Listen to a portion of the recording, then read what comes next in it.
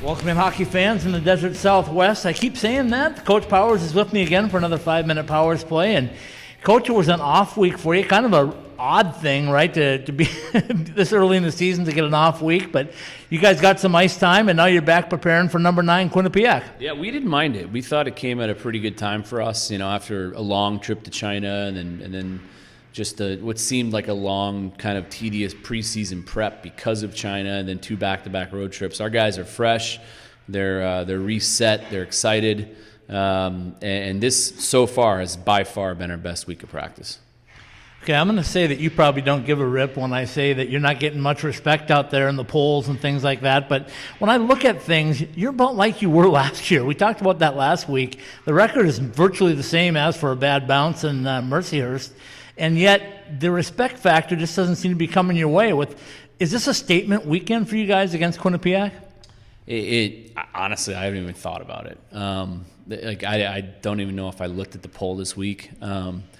The coaches poll and the media poll, they don't mean anything. They don't mean anything. And I mean, certainly you want the respect of your peers, and it's something you have to earn. And right now, we apparently haven't earned it, and that's okay. And whatever the media says, we truly don't care about. Yeah. It is what it is. The only poll that matters is the pairwise. We know that, and it's way too early to even look at that. And obviously, with a top 10 team and team that's going to be high in the pairwise all year in Quinnipiac, no matter what they do this weekend, these are big games for us. There's no sugarcoating it. These are really big games for us, and we've made that abundantly clear to our guys. Ever since the last game after Air Force, it was turn the page, focus on Quinnipiac. We know what these games could mean for us with the outcome that we're looking for, and our guys understand that. So you're familiar with a lot of teams already, but Quinnipiac you're very familiar with. They were the ones that ousted you for your first ever national tournament.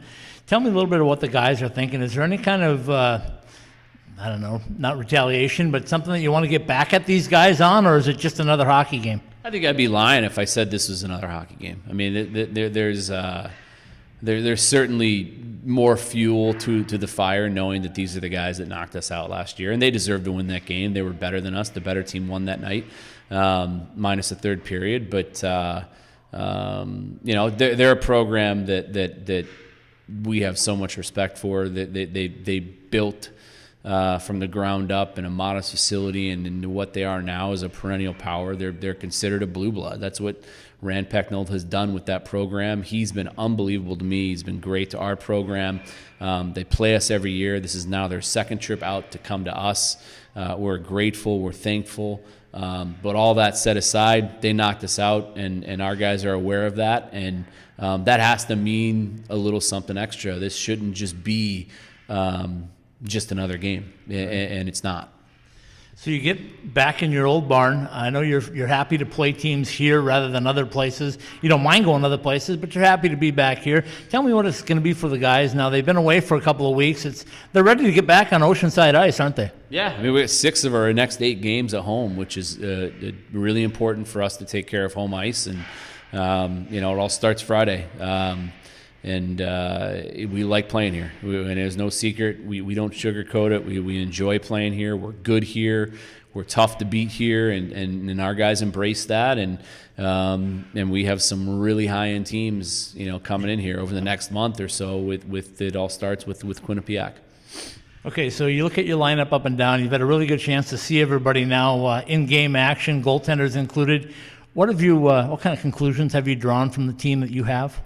Again, I really like our team. I think that we're nowhere close to showing what we can be. I think it's a little bit of a different build than last year in that way, where with a few of the really brand new pieces that came in, and even the upperclassmen guys like Sanchez and Neeram, who are performing, but figuring things out of where all the pieces are going to fit together. China helped us with that. It didn't give us all of our answers, obviously, but you can see now Logan Genuine starting to pop. He scored his first goal at Air Force. He's playing with more pace. He's in better shape. Semick and Judson had to get their first 5-6 games out of the way. They're getting better every game, and so we're figuring out how this team is going to play together and piece together. I think we're closer today than we've been. We have not shown, I think, even 50% of what we're capable of. And I have a good feeling that this Friday we're going to put together a heck of an effort. You beat me to my next question on Logan Genuine. It seems like every week that I see him in practice, he gets better and better. I started to see some more sniping on him, bar down stuff and picking corners. And are you seeing that same thing? Yeah, it's a confidence thing. And I mean, I know what he's capable of, and he is going to be a big-time player for us. And people forget, Johnny Walker had 1 goal at Christmas his freshman year. 1 goal. And then he proceeded to score 13 after the new year. And Logan is just as gifted of a goal scorer as Johnny. He really is. And he got that first one at Air Force. And the last week and a half, he's been arguably our best goal scorer at practice. He's feeling it. He looks good. He's playing with Austin Lemieux, they have some really good natural chemistry. And Lemmy's really coming on. Had a big effort in that second game at Air Force where he created a turnover and used his big body to force a turnover off the forecheck, and then made a beautiful play to set up a goal. And so those guys are coming. And people have to realize, I mean, up front, right now, because Gruber's out, minus Bushy and Steen, the whole team's back next year. It's a young group. And so it meshing things together with a handful of new pieces and prominent roles was going to take a little bit of time, but we really like what we see right now. We like the smell of our guys, their attitudes. They're really coming together every day more and more as a team, and we're excited for the weekend. All right, let's get to goaltending, and then we'll let you go. Goaltending-wise, what do you like? What are your plans for this weekend? Well, I mean, Evan earned the right to start Friday, and I mean, he was tremendous at Air Force. I thought that he was tremendous in Mankato. And so he's put together 4 really good starts in a row. He gave us a chance to win both games at Mankato. We were tied with a minute left in the second in the first night, and we went into the third down a goal the second night. He gave us a chance to win both games, and we didn't do it. And then at Air Force, obviously, Friday night was a pretty light load for him. Defensively, we were as good as it gets. Obviously, offensively, not things clicking the way we wanted to. But when you're that good defensively, you're not going to lose many hockey games. And then Saturday, we did some really good things. I thought we were more creative and had a little bit more jam offensively. We're making some more plays and playing fun hockey, and it was more fun to watch probably for people. But I like where our team's at. I like where our team's at overall. I like where Evan is. I like where Justin Robbins is. Max Prodzik had a really good week in practice. We're in a good place. Now the guys just have to continue to execute, and I believe they will.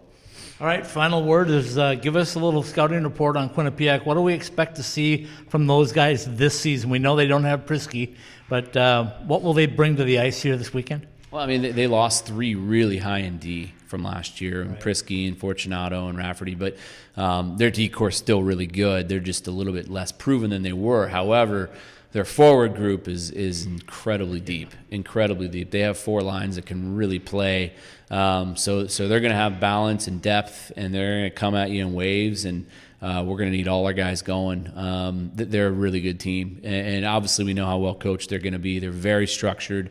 They're always prepared, and they execute incredibly well. There's a reason why they're in the tournament every year, and they're a contender to make the Frozen Four every year. It's because Rand is one of the best in the business. All right, feels like hockey season now. I woke up this morning, it was 42 degrees. They got the hooded sweatshirt on underneath, so Oceanside's ready for some hockey big time, aren't they? Yeah, we're ready. It feels good in here, and we're in full swing. We're excited to be back. All right, thanks, Coach. Good luck this weekend, and good luck the rest of the way.